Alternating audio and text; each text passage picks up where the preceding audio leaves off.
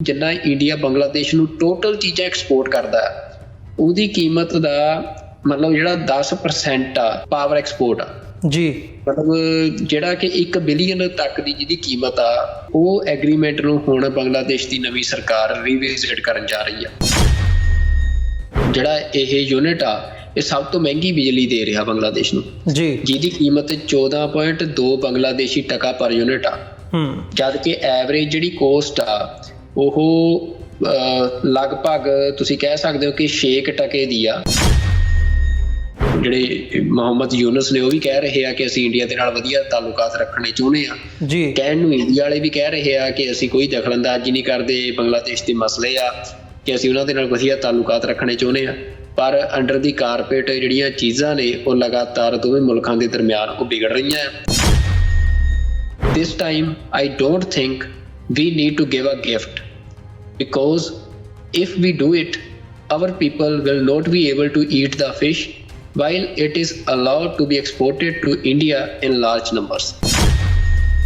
ਇਸ time India ਦੇ ਸਾਰੇ ਨੇਬਰ ਜਿਹੜੇ ਆ ਉਹ ਕੋਈ ਵੀ ਇੰਡੀਆ ਦੇ ਅਸੀਂ ਕਹਿ ਸਕਦੇ ਕਿ ਨੇਪਾਲ ਤੋਂ ਲੈ ਕੇ ਬੰਗਲਾਦੇਸ਼ ਤੋਂ ਲੈ ਕੇ ਤੁਸੀਂ ਜਿਹੜੇ ਮਰਜ਼ੀ ਇਫੈਕਟਿਵ ਨੇਬਰ ਦੀ ਗੱਲ ਕਰ ਲਓ, ਸ਼੍ਰੀਲੰਕਾ ਦੀ ਗੱਲ ਕਰ ਲਓ, ਇੰਡੀਆ ਪੈਸਾ ਵੀ ਆਪਣਾ ਬਰਬਾਦ ਕਰਵਾ ਰਿਹਾ ਮਤਲਬ ਪੋਲਿਸੀਜ਼ ਦੇ ਰਾਹੀਂ ਆ। ਚਾਹੇ ਅਡਾਨੀ ਗਰੁੱਪ ਵਾਲੇ ਪ੍ਰੋਜੈਕਟ ਦੀ ਗੱਲ ਕਰੋ ਜਾਂ ਕੋਈ ਵੀ, ਚਾਹੇ ਉੱਥੇ ਸ਼੍ਰੀਲੰਕਾ ਦੇ ਵਿੱਚ ਇਹਨਾਂ ਨੇ ਪੈਸੇ ਨਾਲ ਖਰੀਦਣ ਦੀ ਕੋਸ਼ਿਸ਼ ਕੀਤੀ ਆ ਜੀ। ਪਰ ਇਹਨਾਂ ਦਾ ਕੰਪੀਟੀਸ਼ਨ ਜਿਹੜੇ ਮੁਲਕਾਂ ਦੇ ਨਾਲ ਆ ਉਹਨਾਂ ਦੇ ਸਾਹਮਣੇ ਇਹ ਕੰਪੀਟ ਨਹੀਂ ਕਰ ਪਾ ਰਹੇ ਆ।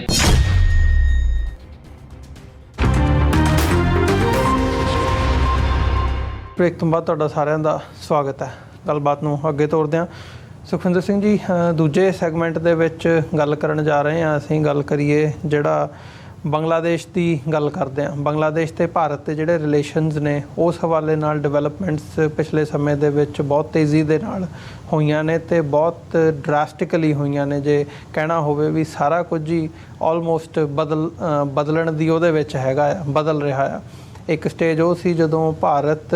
ਬੰਗਲਾਦੇਸ਼ ਨੂੰ ਮਤਲਬ ਆਪਣਾ ਹੀ ਬੈਕਯਾਰਡ ਸਮਝਦਾ ਸੀ। ਜਿਸ ਹਿਸਾਬ ਦੀ ਉਹਨਾਂ ਨੂੰ ਉੱਥੇ ਪੋਲਿਸੀ ਚਾਹੀਦੀ ਹੈ, ਜਿਸ ਹਿਸਾਬ ਦੀ ਸਰਕਾਰ ਚਾਹੀਦੀ ਹੈ, ਇੱਕ ਪਪਟ ਗਵਰਨਮੈਂਟ ਦੇ ਤੌਰ ਦੇ ਉੱਤੇ ਦੇਖਿਆ ਜਾਂਦਾ ਸੀ। ਜਦੋਂ ਅਸੀਂ ਬਾਹਰੋਂ ਦੇਖਦੇ ਹਾਂ ਕਿ ਭਾਰਤ ਬੰਗਲਾਦੇਸ਼ ਨਾਲ ਕਿਵੇਂ ਡੀਲ ਕਰ ਰਿਹਾ ਹੈ, ਪਰ ਜਿਹੜਾ ਹੁਣ ਤਖਤਾ ਪਲਟਿਆ ਗਿਆ ਆ ਬੰਗਲਾਦੇਸ਼ ਦੇ ਵਿੱਚ, ਜਿੱਥੇ ਉੱਥੇ ਨਵੀਂ ਇੰਟਰਮ ਗਵਰਨਮੈਂਟ ਬਣਾਈ ਗਈ ਹੈ, ਉਹ ਹੁਣ ਐਕਸਟ੍ਰੈਡੀਸ਼ਨ ਮੰਗ ਰਹੇ ਆ ਸ਼ੇਖ ਹਸੀਨਾ ਦੀ ਭਾਰਤ ਦੇ ਵਿੱਚੋਂ। ਇਹ ਸਾਰੇ ਪਾਰਟ ਨੇ ਜਿਹੜੇ ਇੰਡੀਆ ਅਤੇ ਬੰਗਲਾਦੇਸ਼ ਦੇ ਰਿਲੇਸ਼ਨਸ਼ਿਪਸ ਨੇ ਉਹਦੇ ਵਿੱਚ ਬਹੁਤ ਵੱਡੀ ਤਬਦੀਲੀ ਲੈ ਕੇ ਆਉਂਦੀ ਹੈ। ਇਸ ਲੈਵਲ ਤੱਕ ਤਬਦੀਲੀ ਲੈ ਕੇ ਆਉਂਦੀ ਹੈ ਕਿ ਹੁਣ ਭਾਰਤ ਨੂੰ ਸਮਝ ਨਹੀਂ ਲੱਗ ਰਿਹਾ ਕਿ ਉਹ ਕਿਵੇਂ ਡੀਲ ਕਰੇ ਬੰਗਲਾਦੇਸ਼ ਦੇ ਨਾਲ। ਈਵਨ ਜਿਹੜੀਆਂ ਨਾਰਥ ਈਸਟ ਦੀਆਂ ਸਟੇਟਾਂ ਹੈਗੀਆਂ ਨੇ, ਉਹ ਮਣੀਪੁਰ ਹੋਵੇ, ਉੱਥੇ ਕਿਸ ਕਿਸਮ ਦੇ ਹਾਲਾਤ ਇਸ ਵਕਤ ਬਣੇ ਹੋਏ ਨੇ, ਉਹ ਵੀ ਉਸ ਨੂੰ ਵੀ ਬੰਗਲਾਦੇਸ਼ ਦੇ ਨਾਲ ਜੋੜ ਕੇ ਦੇਖਿਆ ਜਾ ਰਿਹਾ ਹੈ। ਨਾਗਾਲੈਂਡ ਦੇ ਵਿੱਚ ਉੱਪਰੋਂ ਥੱਲੀ 2 ਗਰੁੱਪਸ ਦੇ ਨਾਲ ਜਿਹੜੇ ਡਿਸੈਂਡੈਂਟ ਗਰੁੱਪ ਹੈਗੇ ਆ ਅਤੇ ਉਹ ਮਿਲੀਟੈਂਟ ਆਰਗੇਨਾਈਜੇਸ਼ਨਸ ਦੇ ਨਾਲ ਉਹਨਾਂ ਦਾ ਜਿਹੜਾ ਆ ਵਾਹ ਵਾਸਤਾ ਉਹ ਮਿਲੀਟੈਂਟ ਸਟਰਗਲ ਲੀਡ ਕਰ ਰਹੇ ਆ। ਉਹਨਾਂ ਦੇ ਨਾਲ ਭਾਰਤ ਦੀ ਸਰਕਾਰ ਜਿਹੜੀ ਹੈ ਉਹ ਜਿਹੜੇ ਆ ਡਾਕੂਮੈਂਟ ਸਾਈਨ ਕਰਦੀ ਹੈ ਜਾਂ ਪੀਸ ਡੀਲ ਸਾਈਨ ਕਰਨ ਦੀ ਜਿਹੜੀ ਨੈਗੋਸ਼ੀਏਸ਼ਨ ਦੀ ਗੱਲ ਉਹ ਸਾਡੇ ਸਾਹਮਣੇ ਆਉਂਦੀ ਹੈ। ਸੋ ਕਈ ਤਰ੍ਹਾਂ ਦੀਆਂ ਜਿਹੜੀਆਂ ਡਿਵੈਲਪਮੈਂਟਸ ਨੇ ਉਹ ਇਸ ਵਕਤ ਉਸ ਖਿੱਤੇ ਦੇ ਵਿੱਚ ਹੋ ਰਹੀਆਂ ਨੇ, ਜਿਸ ਸਾਰੇ ਦਾ ਜਿਹੜਾ ਧੁਰਾ ਆ ਉਹ ਬੰਗਲਾਦੇਸ਼ ਦੇ ਤਖਤਾ ਪਲਟ ਦੇ ਨਾਲ ਜੁੜਿਆ ਹੋਇਆ। ਸੋ ਅੱਜ ਦੀ ਵੀ ਇੱਕ ਮੇਜਰ ਅਹਿਮ ਰਿਪੋਰਟ ਸਾਡੇ ਸਾਹਮਣੇ ਆਈ ਹੈ ਕਿ ਭਾਰਤ ਦਾ ਜਿਹੜਾ ਇਸ ਵਕਤ ਮੇਜਰ ਗਰੁੱਪ ਹੈ ਅਡਾਨੀ ਗਰੁੱਪ, ਜਿਹੜਾ ਇਕਨੋਮਿਕਲੀ ਜਾਂ ਇੰਡੀਆ ਦੀ ਇਕੋਨਮੀ ਨੂੰ ਵੀ ਜਦੋਂ ਵੱਡੇ ਲੈਵਲ ਦੇ ਉੱਤੇ ਪੇਸ਼ ਕੀਤਾ ਜਾਂਦਾ ਅਤੇ ਉਹਦੇ ਵਿੱਚ ਅਡਾਨੀ ਗਰੁੱਪ ਦਾ ਨਾਂ ਪਹਿਲੇ ਨੰਬਰ 'ਤੇ ਆਉਂਦਾ ਆ। ਉਹਨਾਂ ਨੂੰ ਪੋਰਟਸ ਦੇਣੇ, ਹੋਰ ਸਾਰਾ ਪਾਰਟ ਉਹ ਅਸੀਂ ਦੇਖਦੇ ਹਾਂ ਕਿਵੇਂ ਉਹ ਬਿਜ਼ਨਸ ਦਾ ਫੈਲਾ ਅਡਾਨੀ ਗਰੁੱਪ ਦੇ ਰਾਹੀਂ ਹੋ ਰਿਹਾ ਆ। ਸੋ ਅੱਜ ਦੀ ਅਹਿਮ ਖਬਰ ਹੈ ਕਿ ਬੰਗਲਾਦੇਸ਼ ਦੇ ਨਾਲ ਜਿਹੜੀ ਅਡਾਨੀ ਗਰੁੱਪ ਦੀ ਡੀਲ ਸਾਈਨ ਹੋਈ ਹੈ, ਜਦੋਂ ਅਸੀਂ ਬਿਜਲੀ ਦੇ ਹਵਾਲੇ ਨਾਲ ਦੇਖਦੇ ਹਾਂ, ਜਿਹੜੀ ਪਾਵਰ ਡੀਲ ਹੈ ਉਹਨੂੰ ਰੀਨੈਗੋਸ਼ੀਏਟ ਕਰਨ ਦੇ ਲਈ ਜਾਂ ਉਹਨੂੰ ਰੀਵਿਜ਼ਿਟ ਕਰਨ ਦੇ ਲਈ ਬੰਗਲਾਦੇਸ਼ ਦੇ ਵਿੱਚ ਵੱਡੇ ਲੈਵਲ 'ਤੇ ਇਸ ਵਕਤ ਉਹਨਾਂ ਦੀ ਮਿਨਿਸਟਰੀ ਦੇ ਵਿੱਚ ਗੱਲਬਾਤ ਚੱਲ ਰਹੀ ਹੈ ਅਤੇ ਉਹ ਦੇਖ ਰਹੇ ਨੇ ਕਿ ਸਾਡੇ ਲਈ ਕੀ ਫੇਅਰ ਹੈ, ਕੀ ਫੇਅਰ ਨਹੀਂ ਹੈਗਾ, ਕਿ ਅਡਾਨੀ ਗਰੁੱਪ ਸਾਨੂੰ ਸਹੀ ਕੰਪਨਸੇਸ਼ਨ ਦੇ ਰਿਹਾ ਆ ਜਾਂ ਨਹੀਂ। ਇਹ ਜਿਹੜੀ ਰਿਪੋਰਟ ਹੈ ਸਾਡੇ ਸਾਹਮਣੇ ਆਈ ਹੈ। ਸੋ ਥੋੜ੍ਹਾ ਜਿਹਾ ਇਹਦੀਆਂ ਡੀਟੇਲਸ ਸਾਡੇ ਦਰਸ਼ਕਾਂ ਦੇ ਨਾਲ ਸਾਂਝੀਆਂ ਕਰੀਏ ਅਤੇ ਨਾਲ ਹੀ ਨਾਲ ਫਿਰ ਗੱਲਬਾਤ ਅੱਗੇ ਤੋਰਦੇ ਹਾਂ ਵੀ ਉਸ ਖਿੱਤੇ ਦੇ ਵਿੱਚ ਬੰਗਲਾਦੇਸ਼ ਦੇ ਹਵਾਲੇ ਨਾਲ ਭਾਰਤ ਤੇ ਬੰਗਲਾਦੇਸ਼ ਦੇ ਰਿਲੇਸ਼ਨਸ਼ਿਪ ਦੇ ਹਵਾਲੇ ਨਾਲ ਚੱਲ ਕੀ ਰਿਹਾ ਇਸ ਵਕਤ? ਬਿਲਕੁਲ ਜੀ, ਦੇਖੋ ਅਮਰਵੀਰ ਸਿੰਘ ਜੀ, ਬੰਗਲਾਦੇਸ਼ ਦੇ ਵਿੱਚ ਵੱਡੀ ਸਿਆਸੀ ਤਬਦੀਲੀ ਆਈ ਆ ਤੇ ਉਸ ਸਿਆਸੀ ਤਬਦੀਲੀ ਦੇ ਨਾਲ ਜਿਹੜਾ ਸਭ ਤੋਂ ਵੱਡਾ ਅਸਰ ਆ ਉਹਦਾ ਜੇ ਕਿਸੇ ਮੁਲਕ ਤੇ ਪੈ ਰਿਹਾ ਤਾਂ ਉਹ ਭਾਰਤ ਤੇ ਪੈ ਰਿਹਾ, ਕਿਉਂਕਿ ਬੰਗਲਾਦੇਸ਼ ਭਾਰਤ ਦੇ ਲਈ ਸਿਕਿਉਰਿਟੀ ਕੰਸਰਨਸ ਤੋਂ ਵੀ ਤੇ ਬਿਜ਼ਨਸ ਕੰਸਰਨਸ ਤੋਂ ਵੀ ਬਹੁਤ ਇੰਪੋਰਟੈਂਟ ਆ। ਤੇ ਸਿਕਿਉਰਿਟੀ ਕੰਸਰਨਸ ਤੋਂ ਤੁਸੀਂ ਇਹ ਸਮਝ ਸਕਦੇ ਹੋ ਕਿ ਜਿਹੜਾ ਨਾਰਥ ਈਸਟਰਨ ਸਾਰਾ ਖਿੱਤਾ ਆ ਇੰਡੀਆ ਦਾ ਇਸ ਸਮੇਂ, ਜਿਹਦੇ ਤੇ ਐਡਮਿਨਿਸਟ੍ਰੇਸ਼ਨ ਆ, ਜਿਹੜਾ ਕਿ ਲਗਾਤਾਰ ਜਿੱਥੇ ਬਗਾਵਤਾਂ ਲਗਾਤਾਰ ਚੱਲ ਰਹੀਆਂ ਨੇ ਤੇ ਬੰਗਲਾਦੇਸ਼ ਉਹਦੇ ਧੁਰ ਦੇ ਵਿੱਚ ਆ। ਮਤਲਬ ਬਿਲਕੁਲ ਸਭ ਤੋਂ ਵੱਧ ਇਫੈਕਟ ਬੰਗਲਾਦੇਸ਼ ਦਾ ਉਸ ਖਿੱਤੇ ਤੇ ਆ। ਤੇ ਉੱਥੇ ਹੁਣ ਜਿਹੜੀ ਸਰਕਾਰ ਆਈ ਆ, ਓਬਵੀਅਸ ਜੀ ਗੱਲ ਆ, ਸ਼ੇਖ ਹਸੀਨਾ ਇੰਡੀਆ ਦੀ ਲਗਭਗ ਐਜ਼ ਅ ਪਪੇਟ ਗਵਰਨਮੈਂਟ ਜਿਹੜਾ ਆ ਉਹ ਰੋਲ ਪਲੇ ਕਰ ਰਹੀ ਸੀ। ਤੇ ਹੁਣ ਇਸੇ ਕਰਕੇ ਜਦੋਂ ਉੱਥੋਂ ਭੱਜੀ ਆ ਤੇ ਉਹਨੂੰ ਪਨਾਹ ਵੀ ਇੰਡੀਆ ਨੇ ਦਿੱਤੀ ਆ। ਤੇ ਬੰਗਲਾਦੇਸ਼ ਦੀ ਜਿਹੜੀ ਨਵੀਂ ਗਵਰਨਮੈਂਟ ਫਾਰਮ ਹੋਈ ਆ, ਇੰਟਰਿਮ ਗਵਰਨਮੈਂਟ, ਉਹ ਲਗਾਤਾਰ ਡਿਮਾਂਡ ਕਰ ਰਹੀ ਆ ਕਿ ਸ਼ੇਖ ਹਸੀਨਾ ਨੂੰ ਜਿਹੜਾ ਆ ਮਤਲਬ ਉਹਦੀ ਐਕਸਟ੍ਰੈਡੀਸ਼ਨ ਦੀ, ਪਰ ਇੰਡੀਆ ਨੇ ਹਜੇ ਤੱਕ ਉਹਦੀ ਜਿਹੜੀ ਲੋਕੇਸ਼ਨ ਆ ਉਹ ਵੀ ਜਨਤਕ ਨਹੀਂ ਕੀਤੀ ਆ ਕਿ ਉਹਨੂੰ ਕਿੱਥੇ ਲੁਕੋ ਕੇ ਰੱਖਿਆ ਆ। ਕਿਹਾ ਜਾ ਰਿਹਾ ਕਿ ਕਿਸੇ ਸੇਫ ਹਾਊਸ ਦੇ ਵਿੱਚ ਉਹਨੂੰ ਰੱਖਿਆ ਗਿਆ। ਤੇ ਜਿਹੜੀ ਇਹ ਸਾਰੀ ਅਪਰੋਚ ਆ, ਤੁਸੀਂ ਜਿਹੜੀ ਪਾਵਰ ਡੀਲ ਆ ਅਡਾਨੀ ਗਰੁੱਪ ਦੇ ਨਾਲ, ਉਹਦੇ ਬਾਰੇ ਅਸੀਂ ਜੇ ਖਾਸ ਤੌਰ ਤੇ ਗੱਲ ਕਰੀਏ, ਕਿਉਂਕਿ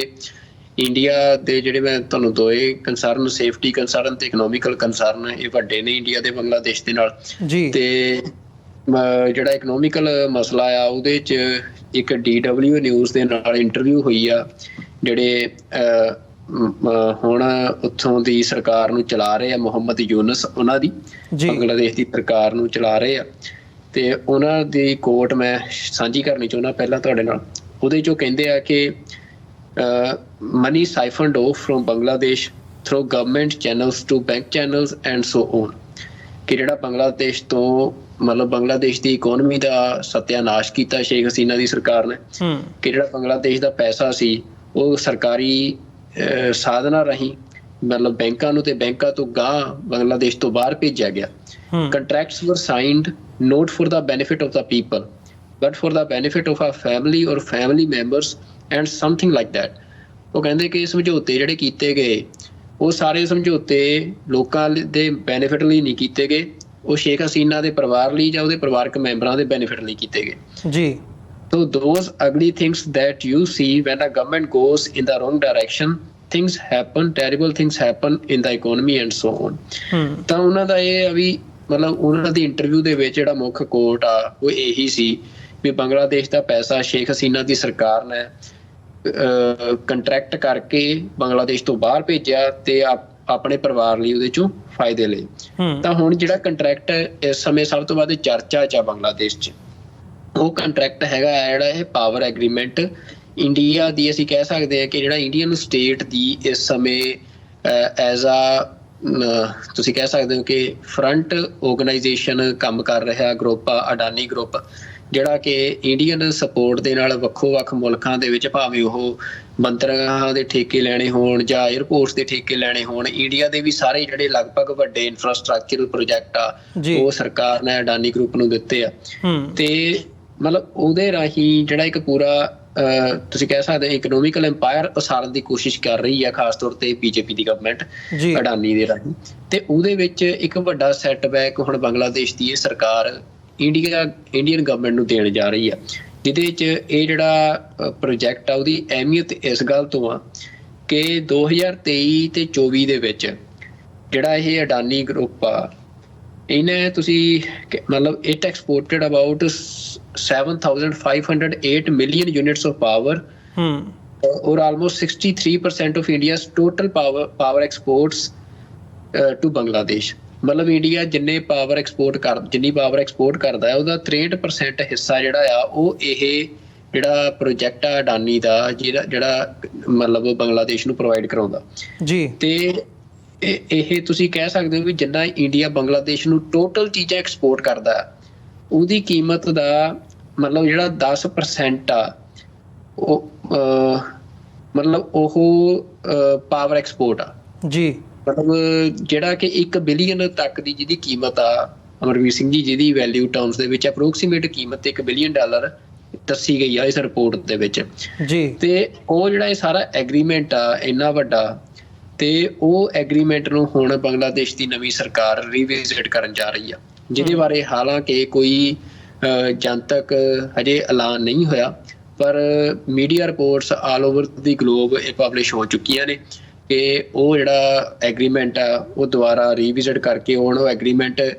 ਕਿਉਂਕਿ ਰੇਟ ਬਾਰੇ ਗੱਲ ਹੁੰਦੀ ਆ, ਕਿਉਂਕਿ ਜੇ ਰੇਟ ਦੀ ਵੀ ਗੱਲ ਕਰਨੀ ਹੋਵੇ ਤਾਂ ਜਿਹੜਾ ਇਹ ਯੂਨਿਟ ਆ ਇਹ ਸਭ ਤੋਂ ਮਹਿੰਗੀ ਬਿਜਲੀ ਦੇ ਰਿਹਾ ਬੰਗਲਾਦੇਸ਼ ਨੂੰ ਜੀ, ਜਿਹਦੀ ਕੀਮਤ 14.2 ਬੰਗਲਾਦੇਸ਼ੀ ਟਕਾ ਪਰ ਯੂਨਿਟ ਆ, ਜਦ ਕਿ ਐਵਰੇਜ ਜਿਹੜੀ ਕੋਸਟ ਆ ਉਹ ਲਗਭਗ ਤੁਸੀਂ ਕਹਿ ਸਕਦੇ ਹੋ ਕਿ 6 ਟਕੇ ਦੀ ਆ, ਜਿਹੜੀ ਕਿ ਬੰਗਲਾਦੇਸ਼ ਦੇ ਵਿੱਚ ਪਰ ਯੂਨਿਟ ਜਿਹੜਾ ਬਿਜਲੀ ਦਾ ਵਪਾਰ ਆ ਉਹ ਹੁੰਦਾ ਆ। ਪਰ ਜਿਹੜਾ ਇਹਨਾਂ ਦੇ ਨਾਲ ਕੰਟਰੈਕਟ ਕੀਤਾ ਗਿਆ ਆ ਉਹ ਹਰ ਯੂਨਿਟ ਪਿੱਛੇ ਤੁਸੀਂ ਦੇਖ ਸਕਦੇ ਹੋ ਵੀ ਕਿੰਨੇ ਟਕਿਆਂ ਦਾ ਫਰਕ ਆ, ਵੀ ਇੱਥੇ ਸਿੱਧੀ 14 ਟਕੇ ਦੀ ਗੱਲ ਆ। ਤੇ ਉਹਦੇ ਚੋਂ ਫਿਰ ਜਿਹੜੀ ਮੈਂ ਪਹਿਲਾਂ ਸਟੇਟਮੈਂਟ ਕੋਟ ਕੀਤੀ ਆ ਵੀ ਇਹ ਸ਼ੇਖ ਹਸੀਨਾ ਨੂੰ ਜੇ ਅੱਜ ਇੰਡੀਆ ਮਤਲਬ ਜਿੱਥੇ ਦੁਨੀਆ ਦੇ ਸਾਰੇ ਮੁਲਕ ਉਹਨੂੰ ਪਨਾਹ ਦੇਣ ਤੋਂ ਮੁੱਕਰ ਗਏ, ਮਤਲਬ ਅਮਰੀਕਾ ਤੋਂ ਲੈ ਕੇ ਯੂਕੇ ਤੱਕ ਹੋਰ ਸਾਰੇ ਮੁਲਕ, ਪਰ ਇੰਡੀਆ ਜਿਹੜਾ ਆ ਉਹਨੂੰ ਸੇਫ ਹੈਵਨ ਪ੍ਰੋਵਾਈਡ ਕਰਵਾ ਰਿਹਾ ਤੇ ਉਹ ਉੱਥੋਂ ਸਟੇਟਮੈਂਟਸ ਵੀ ਜਾਰੀ ਕਰ ਰਹੀ ਆ, ਜਿਹਨੂੰ ਬੰਗਲਾਦੇਸ਼ ਦੀ ਸਰਕਾਰ ਜਿਹੜੀ ਆ ਉਹ ਆਪਣੇ ਲਈ ਆਪਣੇ ਤੁਸੀਂ ਕਹਿ ਸਕਦੇ ਹੋ ਵੀ ਇੱਕ ਤਰ੍ਹਾਂ ਦੇ ਨਾਲ ਇੰਡੀਅਨ ਜਿਹੜੀ ਆ ਮਤਲਬ ਸਪੌਂਸਰਡ ਬਗਾਵਤ ਸਮਝ ਰਹੀ ਆ ਆਪਣੀ ਸਟੈਬਲਿਸ਼ਮੈਂਟ ਦੇ ਖਿਲਾਫ ਜੀ। ਤੇ ਉਹ ਉਹਦੇ ਪਿੱਛੇ ਕਾਰਨ ਇਹੀ ਆ ਵੀ ਉਹਨੇ ਕਿੰਨਾ ਵੱਡਾ ਜਿਹੜਾ ਫਾਇਦਾ ਆ ਉਹ ਇਹਨਾਂ ਕੰਟਰੈਕਟਸ ਦੇ ਰਾਹੀਂ ਇੰਡੀਆ ਨੂੰ ਦਿੱਤਾ। ਤੇ ਹੁਣ ਬੰਗਲਾਦੇਸ਼ ਦੀ ਸਰਕਾਰ ਜੇ ਇਹ ਕੰਟਰੈਕਟ ਨੂੰ ਤੋੜਦੀ ਆ ਤਾਂ ਉਹਦੇ ਨਾਲ ਓਬਵੀਅਸ ਜੀ ਗੱਲ ਆ ਜਿਹੜੇ ਇੰਡੀਆ ਤੇ ਬੰਗਲਾਦੇਸ਼ ਦੇ ਰਿਲੇਸ਼ਨਸ ਨੇ ਉਹ ਹੋਰ ਖਰਾਬ ਹੋਣ ਦੀਆਂ ਸੰਭਾਵਨਾਵਾਂ ਨੇ ਉਸ ਖਿੱਤੇ 'ਚ, ਜਿਹਦੇ ਬਾਰੇ ਹਾਲਾਂਕਿ ਇਹ ਗੱਲ ਜਿਹੜੇ ਮੁਹੰਮਦ ਯੂਨਸ ਨੇ ਉਹ ਵੀ ਕਹਿ ਰਹੇ ਆ ਕਿ ਅਸੀਂ ਇੰਡੀਆ ਦੇ ਨਾਲ ਵਧੀਆ ਤਾਲੁਕਾਤ ਰੱਖਣੇ ਚਾਹੁੰਦੇ ਆ। ਕਹਿਣ ਨੂੰ ਇੰਡੀਆ ਵਾਲੇ ਵੀ ਕਹਿ ਰਹੇ ਆ ਕਿ ਅਸੀਂ ਕੋਈ ਦਖਲਅੰਦਾਜ਼ੀ ਨਹੀਂ ਕਰਦੇ, ਬੰਗਲਾਦੇਸ਼ ਦੇ ਮਸਲੇ ਆ ਕਿ ਅਸੀਂ ਉਹਨਾਂ ਦੇ ਨਾਲ ਵਧੀਆ ਤਾਲੁਕਾਤ ਰੱਖਣੇ ਚਾਹੁੰਦੇ ਆ, ਪਰ ਅੰਡਰ ਦੀ ਕਾਰਪੇਟ ਜਿਹੜੀਆਂ ਚੀਜ਼ਾਂ ਨੇ ਉਹ ਲਗਾਤਾਰ ਦੋਵੇਂ ਮੁਲਕਾਂ ਦੇ ਦਰਮਿਆਨ ਉਹ ਵਿਗੜ ਰਹੀਆਂ ਆ, ਜਿਹਦੇ 'ਚ ਇੱਕ ਹੋਰ ਜੇ ਅੰਦਾਜ਼ਾ ਲਾਉਣਾ ਆ, ਇੱਕ ਇਸ਼ਾਰਾ ਹੁੰਦਾ ਜਿਹੜਾ ਡਿਪਲੋਮੈਟਿਕ ਸਿੰਬਲਸ ਹੁੰਦੇ ਆ ਜੀ, ਉਹ ਇੱਥੋਂ ਸਮਝਿਆ ਜਾ ਸਕਦਾ ਕਿ ਇੱਕ ਬੰਗਲਾਦੇਸ਼ ਦੀ ਨੈਸ਼ਨਲ ਫਿਸ਼ ਆ ਜਿਹਦਾ ਨਾਮ ਆ ਅਮਰਵੀਰ ਸਿੰਘ ਜੀ, ਬੜਾ ਨਵਾਂ ਜਿਹਾ ਨਾਮ ਆ ਤੇ ਇਹ ਬੰਗਲਾਦੇਸ਼ ਦੇ ਵਿੱਚ ਇਹਨੂੰ ਇਹ ਕਿਹਾ ਜਾਂਦਾ ਵੀ ਇਹ ਅਮੀਰ ਹੀ ਇਸ ਮੱਛੀ ਨੂੰ ਖਾ ਸਕਦੇ ਆ। ਇਹਦਾ ਨਾਮ ਆ ਹਿਲਸਾ, ਵੀ ਇਹ ਬੜੀ ਮਹਿੰਗੇ ਮੁੱਲ ਦੀ ਮੱਛੀ ਹੁੰਦੀ ਆ ਤੇ ਜਾਂ ਇਹਨੂੰ ਅਮੀਰ ਖਾ ਸਕਦੇ ਆ ਜਾਂ ਫਿਰ ਜਿਹੜਾ ਇੱਕ ਮੱਧ ਵਰਗੀ ਵਰਗ ਹੁੰਦਾ ਆ, ਮੱਧ ਮਿਡਲ ਕਲਾਸ, ਉਹ ਖਾ ਸਕਦਾ, ਵੀ ਗਰੀਬ ਬੰਦੇ ਤੱਕ ਦੀ ਪਹੁੰਚ ਇਹ ਹੈ ਨਹੀਂ ਜੀ। ਤੇ ਇਹਦੇ ਐਕਸਪੋਰਟ ਤੇ ਪਾਬੰਦੀ ਵੀ ਸੀ, ਪਰ ਉਹਦੇ ਬਾਵਜੂਦ ਜਿਵੇਂ ਉਹ ਪਾਬੰਦੀ ਨੂੰ ਜਿਵੇਂ ਕੋਈ ਫੈਸਟੀਵਲਸ ਹੁੰਦੇ ਆ ਵੈਸਟ ਬੰਗਾਲ ਦੇ ਵਿੱਚ ਜਾਂ ਇੰਡੀਆ ਦੇ ਵਿੱਚ ਜਿਹੜੇ ਬੰਗਾਲੀ ਰੀਜਨ ਦੇ ਲੋਕ ਆ ਤਾਂ ਉਹਨਾਂ ਦੇ ਲਈ ਸ਼ੇਖ ਹਸੀਨਾ ਦੀ ਸਰਕਾਰ ਇਹਨੂੰ ਫਿਰ ਇੱਕ ਗੁੱਡਵਿਲ ਜੈਸਚਰ ਦੇ ਵਜੋਂ ਇਸ ਵਪਾਰ ਨੂੰ ਖੋਲ ਦਿੰਦੀ ਸੀ, ਜਾਂ ਫਿਰ ਰੋਕਾਂ ਦੇ ਬਾਵਜੂਦ ਜਿਹੜਾ ਇਲੀਗਲ ਟ੍ਰੇਡ ਆ ਇਹਦਾ ਉਹ ਲਗਾਤਾਰ ਚੱਲਦਾ ਰਹਿੰਦਾ ਸੀ ਤੇ ਕੋਈ ਸਰਕਾਰ ਉੱਤੇ ਪਾਬੰਦੀਆਂ ਨਹੀਂ ਸੀ ਲਾਉਂਦੀ ਕੋਈ ਜ਼ਿਆਦਾ ਜੀ। ਪਰ ਹੁਣ ਮਤਲਬ ਉੱਥੋਂ ਦੇ ਜਿਹੜੇ ਇੱਕ ਅਫੀਸ਼ੀਅਲ ਨੇ, ਜਿਹੜੇ ਫਿਸ਼ਰੀ ਡਿਪਾਰਟਮੈਂਟ ਦੇ ਹਾਇਰ ਅਫੀਸ਼ੀਅਲ ਆ, ਉਹਨਾਂ ਦੀ ਸਟੇਟਮੈਂਟ ਆਈ ਆ ਕਿ ਅਸੀਂ ਇਸ ਵਾਰ ਜਿਹੜੀ ਆਈ ਥਿੰਕ ਕੋਈ ਦੁਰਗਾ ਪੂਜਾ ਹੁੰਦੀ ਆ ਬੰਗਲਾਦੇਸ਼ ਦੇ ਵਿੱਚ, ਜਿਹਦੇ ਤੇ ਲੋਕ ਇਹਨੂੰ ਇੱਕ ਡਿਸ਼ ਵਜੋਂ ਬਣਾਉਂਦੇ ਆ ਮਤਲਬ ਟ੍ਰੈਡੀਸ਼ਨਲੀ, ਤੇ ਉਹ ਕਹਿੰਦੇ ਆ ਕਿ ਇਸ ਵਾਰ ਅਸੀਂ ਇਹ ਜਿਹੜੀ ਮੱਛੀ ਆ ਉਹ ਇੰਡੀਆ ਨਹੀਂ ਜਾਣ ਦਿਆਂਗੇ,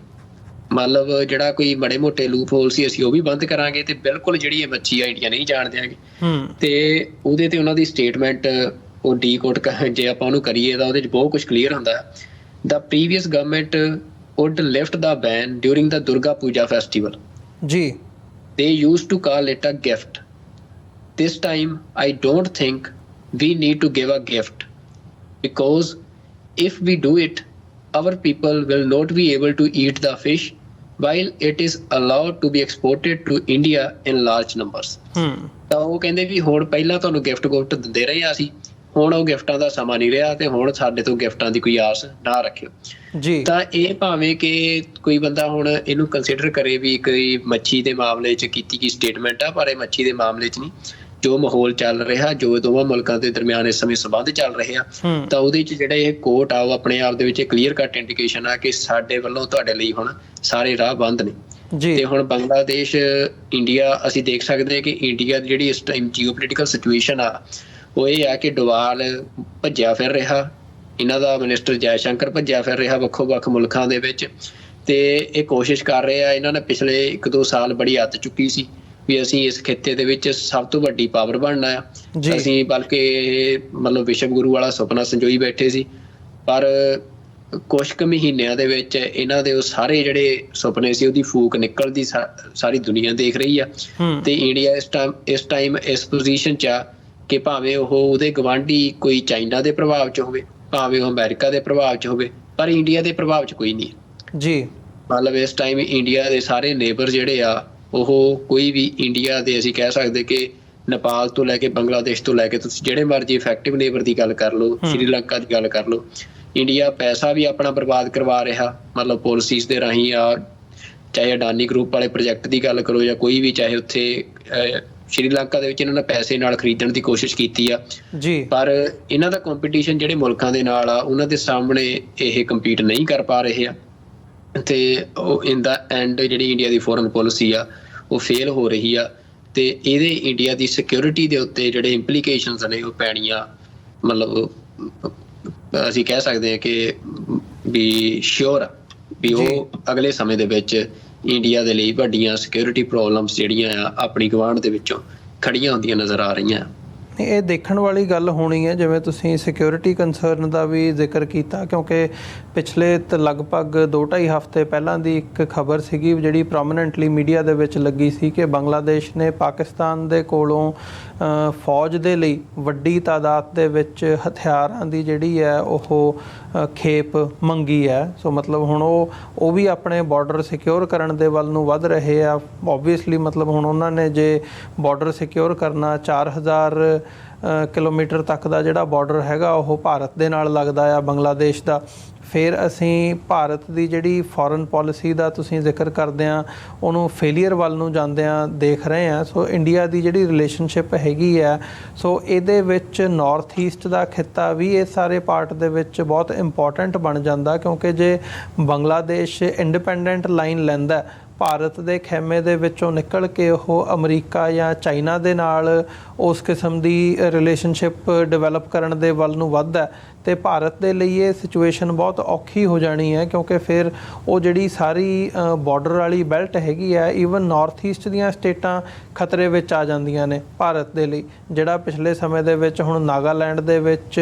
ਜਿਹੜੇ ਇਹਨਾਂ ਨੇ ਪੀਸ ਅਕੋਰਡ ਸਾਈਨ ਕਰਨ ਦੀ ਲਾਈਨ ਸ਼ੁਰੂ ਕੀਤੀ ਹੈ ਇਹਨਾਂ ਹਫ਼ਤਿਆਂ ਦੇ ਵਿੱਚ, ਅਤੇ ਮਣੀਪੁਰ ਦੇ ਵਿੱਚ ਜਿਹੜੀ ਸਿਚੁਏਸ਼ਨ ਇਸ ਵਕਤ ਬਣੀ ਹੋਈ ਹੈ, ਕਿਵੇਂ ਉੱਥੇ ਅੱਗਾਂ ਲੱਗ ਰਹੀਆਂ ਨੇ, ਬੰਦੇ ਮਰ ਰਹੇ ਨੇ ਪਿਛਲੇ ਦਿਨਾਂ ਦੇ ਵਿੱਚ, ਇਸ ਲੈਵਲ ਤੱਕ ਵੀ ਮੁੱਖ ਮੰਤਰੀ ਦੇ ਘਰ ਤੱਕ ਨੂੰ ਨਹੀਂ ਬਖਸ਼ਿਆ ਗਿਆ, ਉਹਦੇ ਉੱਤੇ ਅਟੈਕ ਜਿਹੜੇ ਹੈਗੇ ਆ ਉਹ ਹੋਏ ਨੇ। ਸੋ ਇਸ ਕਿਸਮ ਦਾ ਜਿਹੜਾ ਆਲਮ ਹੈ ਉੱਥੇ ਬਣਿਆ ਹੋਇਆ, ਉਹਦੇ ਵਿੱਚ ਵੀ ਵੱਡਾ ਫੈਕਟਰ ਬੰਗਲਾਦੇਸ਼ ਦੇਖਿਆ ਜਾ ਰਿਹਾ ਹੈ, ਕਿਉਂਕਿ ਬੰਗਲਾਦੇਸ਼ ਦੇ ਨਾਲ ਜਦੋਂ ਅਸੀਂ ਦੇਖਦੇ ਹਾਂ ਬੰਦਿਆਂ ਦਾ ਬਾਰਡਰ ਕ੍ਰਾਸ ਕਰਕੇ ਇੱਧਰ ਜਾਣਾ ਉੱਧਰ ਆਉਣਾ, ਉਹ ਜਦੋਂ ਗਵਰਨਮੈਂਟ ਤੁਹਾਡੀ ਆਪਣੀ ਹੋਵੇ ਸ਼ੇਖ ਹਸੀਨਾ ਦੀ ਤੇ ਇੱਕ ਸਿਚੁਏਸ਼ਨ ਨੂੰ ਤੁਸੀਂ ਆਪਣੇ ਹਿਸਾਬ ਨਾਲ ਡੀਲ ਕਰ ਸਕਦੇ ਹੁੰਦੇ ਹੋ, ਪਰ ਹੁਣ ਸਿਚੁਏਸ਼ਨ ਉਹ ਨਾ ਹੋਣ ਕਰਕੇ ਇਹ ਵੀ ਭਾਰਤ ਦੇ ਲਈ ਬਹੁਤ ਔਖਾ ਹੋ ਗਿਆ ਆ। ਰੈਦਰ ਇਕੱਲਾ ਬੰਗਲਾਦੇਸ਼ ਨਹੀਂ, ਈਵਨ ਵਿਦਨ ਇੰਡੀਆ ਜਿਹੜੀਆਂ ਬਾਰਡਰ ਸਟੇਟਸ ਹੈਗੀਆਂ ਨੇ ਉਹਦੇ ਵਿੱਚ ਸਿਚੁਏਸ਼ਨ ਜਿਹੜੀ ਹੈ ਉਹ ਭਾਰਤ ਦੇ ਹੱਥੋਂ ਨਿਕਲਦੀ ਨਜ਼ਰ ਆ ਰਹੀ ਹੈ। ਇਹਨੂੰ ਕਿਵੇਂ ਦੇਖਿਆ ਜਾਵੇ, ਕੀ ਸਮਝਿਆ ਜਾਵੇ ਵੀ ਭਾਰਤ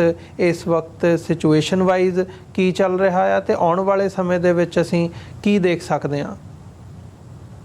ਦੇਖੋ ਅਮਰਵੀਰ ਸਿੰਘ ਜੀ, ਜਦੋਂ ਗੱਲ ਆਉਣ ਵਾਲੇ ਸਮੇਂ ਦੀ ਆ ਤਾਂ ਮੈਂ ਤੁਹਾਨੂੰ ਉਹੀ ਕਿਹਾ ਵੀ ਇੰਡੀਆ ਦੇ ਲਈ ਜਿਹੜੀ ਸਿਕਿਉਰਿਟੀ ਉਹਦੀ ਹੈਗੀ ਆ, ਖਾਸ ਤੌਰ 'ਤੇ ਜਿਹੜੀਆਂ ਬਾਰਡਰ ਸਟੇਟਸ ਹੈਗੀਆਂ ਨੇ ਉਹਨਾਂ ਦੇ ਵਿੱਚ ਮਤਲਬ ਹਾਲਾਤ ਇੰਡੀਆ ਦੇ ਹੱਥੋਂ ਲਗਭਗ ਨਿਕਲਦੇ ਹੀ ਜਾ ਰਹੇ ਆ। ਅਤੇ ਇੰਡੀਆ ਨੇ ਪਿਛਲੇ ਸਮੇਂ ਦੇ ਵਿੱਚ ਜਿੱਥੇ ਤਾਂ ਮਤਲਬ ਆਪਣੀਆਂ ਜਿਹੜੀਆਂ ਇੰਟਰਨਲ ਇਸ਼ੂਜ਼ ਹੈਗੇ ਸੀ, ਜਿਹੜੇ ਉਹਨਾਂ ਦੀ ਐਡਮਿਨਿਸਟ੍ਰੇਟਿਵ ਟੈਰੀਟਰੀ ਆ, ਉਹਦੇ ਵਿੱਚ ਇੰਡੀਆ ਨੇ ਪਹਿਲਾਂ ਇਹ ਕੋਸ਼ਿਸ਼ ਕੀਤੀ ਕਿ ਜਿੰਨੀਆਂ ਮੂਵਮੈਂਟਸ ਹੈਗੀਆਂ ਸੀ ਉਹਨਾਂ ਨੂੰ ਬਾਏ ਫੋਰਸ ਬਿਨਾਂ ਕਿਸੇ ਡਾਇਲੋਗ ਤੋਂ ਹਿਊਮਨ ਰਾਈਟਸ ਦੀਆਂ ਵਾਇਲੇਸ਼ਨਸ ਕਰਕੇ ਫੋਰਸ ਦੇ ਨਾਲ ਉਹਨਾਂ ਨੂੰ ਸਨੱਬ ਕੀਤਾ। ਅਤੇ ਉਹਦੇ ਨਾਲ ਠੀਕ ਆ, ਉਹ ਮੂਵਮੈਂਟਸ ਨੂੰ ਤੁਸੀਂ ਇੱਕ ਵੱਡੀ ਫੋਰਸ ਦੇ ਨਾਲ ਸਨੱਬ ਕਰ ਸਕਦੇ ਹੋ, ਪਰ ਉਹ ਖਤਮ ਨਹੀਂ ਹੋਈਆਂ। ਅਤੇ ਉਹ ਭਾਵੇਂ ਪੰਜਾਬ ਤੋਂ ਲੈ ਕੇ ਕਸ਼ਮੀਰ ਤੋਂ ਲੈ ਕੇ ਨਾਰਥ ਈਸਟਰਨ ਸਟੇਟਸ ਤੱਕ ਜਿਹੜੀ ਉਹ ਐਸਪੀਰੇਸ਼ਨ ਆ ਵਾਸਟ ਪੋਪੂਲੇਸ਼ਨ ਦੀ, ਉਹ ਉਵੇਂ ਹੀ ਮੌਜੂਦ ਆ। ਅਤੇ ਨਾਲ ਉਹਦੇ 'ਚ ਫਿਰ ਇੰਡੀਆ ਜਿਹੜੀ ਜੀਓਪੋਲੀਟੀਕਲ ਗੇਮ ਹੁਣ ਉਸ ਖਿੱਤੇ ਦੇ ਵਿੱਚ ਬਣ ਰਹੀ ਆ, ਉਹਦੇ 'ਚ ਇੰਡੀਆ ਨੇ ਆਪਣੇ ਤੁਸੀਂ ਕਹਿ ਸਕਦੇ ਵੀ ਚਾਦਰ, ਜਿਵੇਂ ਸਿਆਣੇ ਕਹਿੰਦੇ ਜਿੰਨੀ ਚਾਦਰ ਉਨੇ ਹੀ ਪੈਰ ਪਸਾਰਨੇ ਚਾਹੀਦੇ ਆ, ਤਾਂ ਇਹਨਾਂ ਨੇ ਚਾਦਰ ਤੋਂ ਪੈਰ ਬਾਹਰ ਕੱਢਦੇ ਨੇ ਚਾਦਰੇ ਪਾੜ ਲਈ ਆਪਣੀ। ਵੀ ਹੁਣ ਇਹ ਨੰਗੇ ਹੋ ਗਏ ਆ, ਤੇ ਜਦੋਂ ਨੰਗੇ ਹੋ ਗਏ ਆ, ਇਹਨਾਂ ਦੇ ਕੋਲ ਕੁਛ ਆਪਣਾ ਤਨ ਢਕਣ ਨੂੰ ਨਹੀਂ ਰਿਹਾ, ਤਾਂ ਹੁਣ ਇਹ ਮੱਛੀ ਵਾਂਗ ਤੜਫ ਰਹੇ ਆ, ਇਹ ਭੱਜ ਰਹੇ ਆ। ਪਰ ਹਾਲਾਤ ਹੁਣ ਇਹੋ ਜਿਹੇ ਆ ਅਮਰਵੀਰ ਸਿੰਘ ਜੀ, ਵੀ ਜਿਹੜਾ ਉਹ ਖਿੱਤਾ ਆ, ਉਹ ਖਿੱਤਾ ਹੁਣ ਇੰਡੀਆ ਚਾਹ ਕੇ ਵੀ ਉਸ ਖਿੱਤੇ ਦੇ ਵਿੱਚ ਆਪਣੇ ਮੁਤਾਬਕ ਚੀਜ਼ਾਂ ਨੂੰ ਢਾਲ ਨਹੀਂ ਸਕਦਾ, ਕਿਉਂਕਿ ਉਹ ਖਿੱਤਾ ਇੱਕ ਵੱਡੀ ਜਿਹੜੀ ਵਰਲਡ ਆਰਡਰ ਦੀ ਸ਼ਿਫਟ ਦੀ ਗੇਮ ਆ, ਉਹਦਾ ਕੇਂਦਰ ਬਣਦਾ ਜਾ ਰਿਹਾ ਹੈ। ਤੇ ਉਹਦੇ ਜਿਹੜਾ ਡਿਸੀਜਨ ਆ ਉਸ ਖਿੱਤੇ ਦੇ ਫਿਊਚਰ ਦਾ, ਉਹ ਹੁਣ ਇੰਡੀਆ ਦੇ ਹੱਥ 'ਚ ਨਹੀਂ ਆ। ਤਾਂ ਇੰਡੀਆ ਜਿਹੜਾ ਆ, ਮਤਲਬ ਤੁਸੀਂ ਕਹਿ ਸਕਦੇ ਹੋ ਵੀ ਮਤਲਬ ਇੰਡੀਆ ਨੂੰ ਜਿਹੜਾ ਰੂਲ ਕਰਨ ਵਾਲੀ ਵਿਪਰਵਾਦੀ ਜਾਂ ਬ੍ਰਾਹਮਣਿਕਲ ਆਈਡੀਓਲੋਜੀ ਆ, ਉਹ ਹਮੇਸ਼ਾ ਆਪਣੇ ਦਿਮਾਗ ਦੇ ਉੱਤੇ ਹੰਕਾਰ ਕਰਦੀ ਰਹੀ ਆ। ਪਰ ਉਹ ਇਹ ਹੰਕਾਰ ਇਸ ਵਾਰ ਮੈਨੂੰ ਲੱਗਦਾ ਕਿ ਇਹਨਾਂ ਨੂੰ ਇਹ ਡੋਬਣ ਵਾਲੀ ਸਿਚੁਏਸ਼ਨ ਤੇ ਲੈ ਆਇਆ। ਜਿਹਦੇ ਤੁਸੀਂ ਮਨੀਪੁਰ, ਨਾਗਾਲੈਂਡ ਦੀ ਗੱਲ ਕੀਤੀ ਆ, ਤੇ ਕਸ਼ਮੀਰ ਦੇ ਵਿੱਚ ਵੀ ਜਿਹੜੀ ਪਿਛਲੇ ਕੁਛ ਸਮੇਂ ਤੋਂ ਅਸੀਂ ਦੇਖਿਆ ਵੀ ਲਗਾਤਾਰ ਜਿਹੜੀਆਂ ਘਟਨਾਵਾਂ ਨੇ ਉਹ ਤੇਜ਼ੀ ਨਾਲ ਵੱਧ ਰਹੀਆਂ ਨੇ। ਤੇ ਪੰਜਾਬ ਦੇ ਵਿੱਚ ਸਾਰੀ ਦੁਨੀਆ ਨੇ ਜਿਹੜੀ ਸਿੱਖਾਂ ਦੀ ਐਸਪੀਰੇਸ਼ਨ ਆ, ਉਹ ਫਾਰਮਰਸ ਮੂਵਮੈਂਟ ਦੇ ਵਿੱਚ ਐਂਟੀ ਐਸਟੈਬਲਿਸ਼ਮੈਂਟ, ਐਂਟੀ ਦਿੱਲੀ, ਉਹ ਦੇਖੀ ਆ ਵੀ ਉਹ ਕਿੱਥੋਂ ਤੱਕ ਆ। ਤੇ ਜਿਹੜੀਆਂ ਰੀਸੈਂਟ ਇਲੈਕਸ਼ਨਸ ਹੋਈਆਂ ਉਹਦੇ ਵਿੱਚ ਵੀ ਮਤਲਬ ਜਿਹੜੇ ਕੈਂਡੀਡੇਟਸ ਨੇ ਜਿਹੜੇ ਕਿ ਸਿੱਖ ਸਵਰੈਨਿਟੀ ਦੇ ਕੋਜ਼ ਦੇ ਨੇੜੇ ਨੇ, ਉਹਨਾਂ ਨੂੰ ਵੱਡੇ ਪੱਧਰ ਤੇ ਲੋਕਾਂ ਨੇ ਜਿਵੇਂ ਵੋਟਾਂ ਦੇ ਵਿੱਚ ਜਿਤਾਇਆ। ਤੇ ਉਹ ਜਿਹੜੀ ਐਸਪੀਰੇਸ਼ਨ ਆ, ਤੇ ਖਾਸ ਤੌਰ ਤੇ ਜੇ ਡਾਇਸਪੋਰਾ ਜਿਹੜੇ ਸਿੱਖ ਨੇ ਉਹਨਾਂ ਦੀ ਗੱਲ ਕਰਨੀ ਹੋਵੇ, ਤਾਂ ਉਹਨਾਂ ਨੇ ਜਿਹੜਾ ਰੈਫਰੈਂਡਮ ਦੇ ਰਾਹੀਂ ਆਪਣਾ ਫਤਵਾ ਦਿੱਤਾ ਆ ਆਪਣੀ ਸੋਵਰਨ ਸਟੇਟ ਦਾ। ਤਾਂ ਇਹ ਸਾਰੇ ਫੈਕਟਰਸ ਇਸ ਟਾਈਮ